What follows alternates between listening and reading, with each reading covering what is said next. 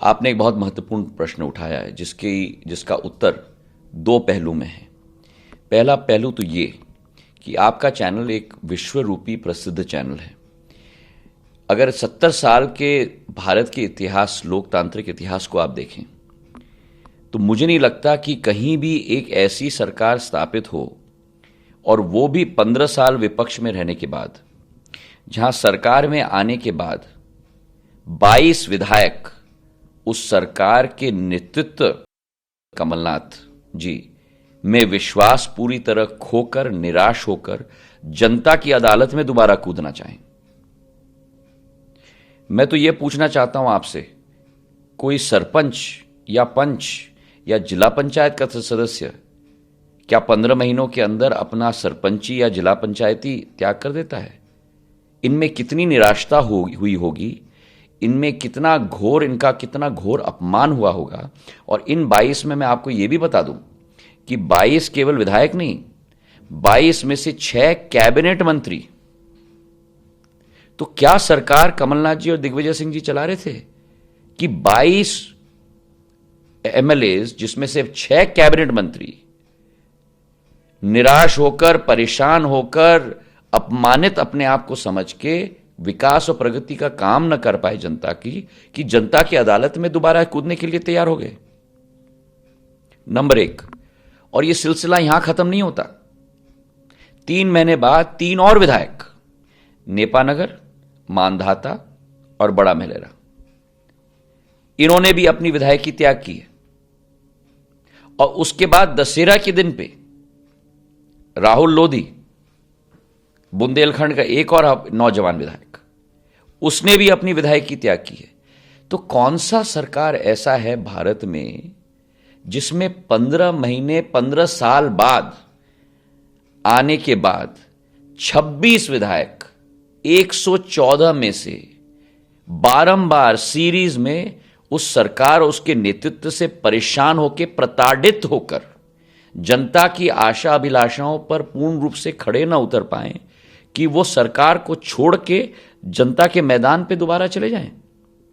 26 114 में से मतलब करीब करीब 26-27% संख्या किसी राजनीतिक दल की।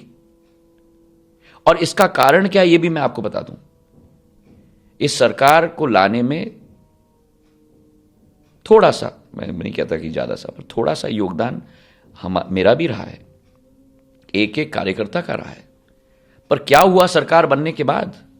सरकार बनने के बाद 15 महीने में इन्होंने एक भ्रष्टाचार का सरकार बनाया, एक ऐसा सरकार बनाया जहां केवल नोटों के आधार पर काम होता था। वल्लभ भवन को भ्रष्टाचार का अड्डा बना के छोड़ दिया। और ये आप मुझसे मत पूछिएगा, क्योंकि आप कहेंगे कि आप तो दलगत राजनीति से प्रभावित होकर कह रहे हैं। आप मध्य प्रदेश की आम जनता से पूछ लीजिए। ट्रांसफर, पोस्टिंग, शराब, रेत उत्खनन, हर चीज का धंधा। और उसके अतिरिक्त जो हमने एक वचन पत्र में लिखा था, जो हमने कहा था कि ये वचन पत्र नहीं है, ये तो हमारा धर्म ग्रंथ है, उस धर्म ग्रंथ पर पूरी तरह से काली पोती।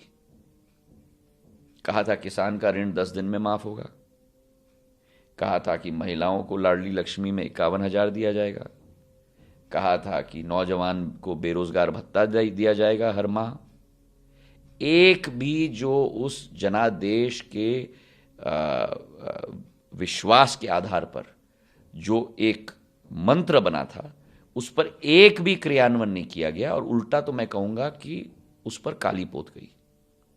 और जब इन मुद्दों को उठाकर, और मैंने नहीं उठाया, उस सरकार के एक कैबिनेट मंत्री, बहुत सीनियर कैबिनेट मंत्री, जो इन 26 में शामिल नहीं है, आज भी कांग्रेस में है, उन्होंने जाके आपके टीवी चैनल पे भी कहा था कि हमें माफ करिए मध्य प्रदेश की जनता, हम अवैध रेत उत्खनन मध्य प्रदेश में नहीं रोक पाए।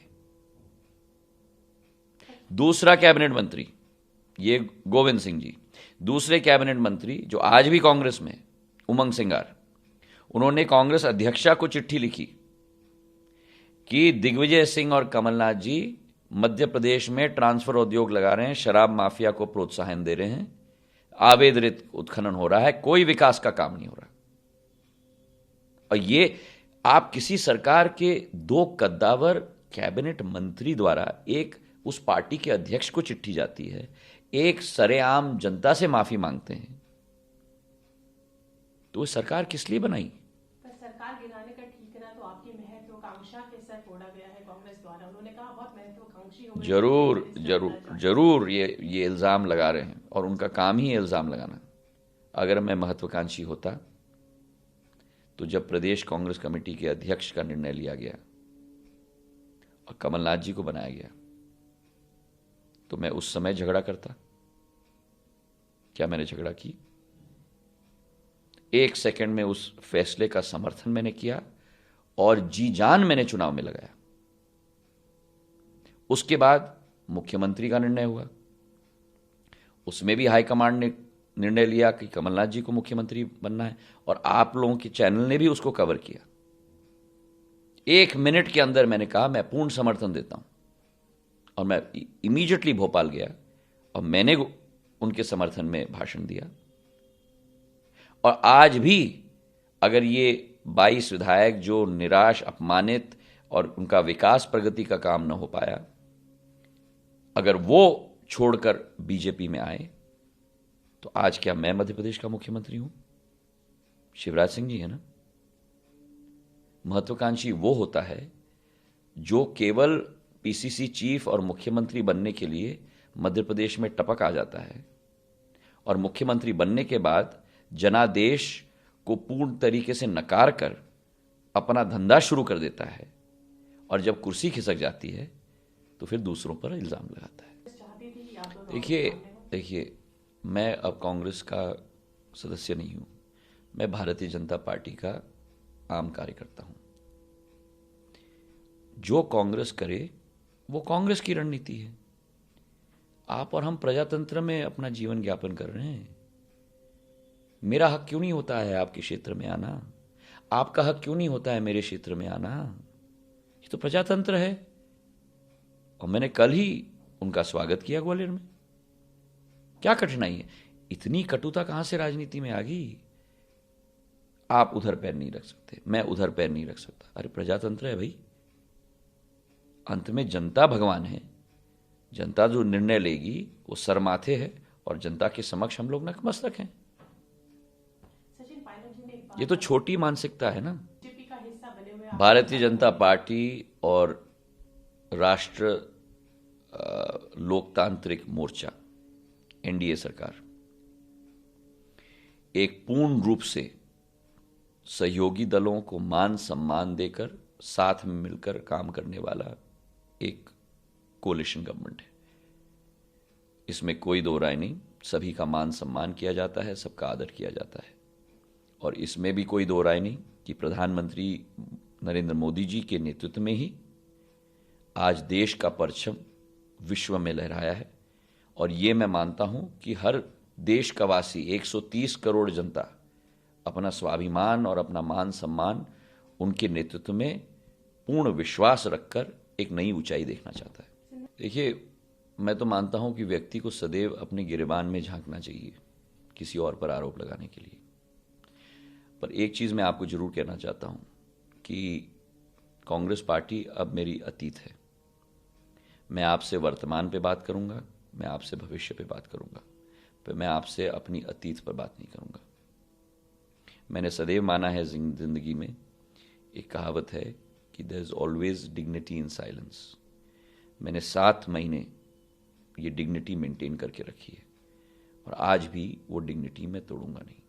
देखिए, मेरी सोच, विचारधारा, इच्छा राजनीति में एक नेम प्लेट के लिए नहीं है, एक लाल बत्ती के लिए नहीं है। और वैसे भी आजकल तो लाल बत्ती तो पर प्रतिबंध लगाया गया है, जो बहुत अच्छी बात है, क्योंकि 8 साल जब केंद्र में मैं मंत्री था, एक दिन भी मेरी गाड़ी में उस समय में भी लाल बत्ती नहीं लगती थी।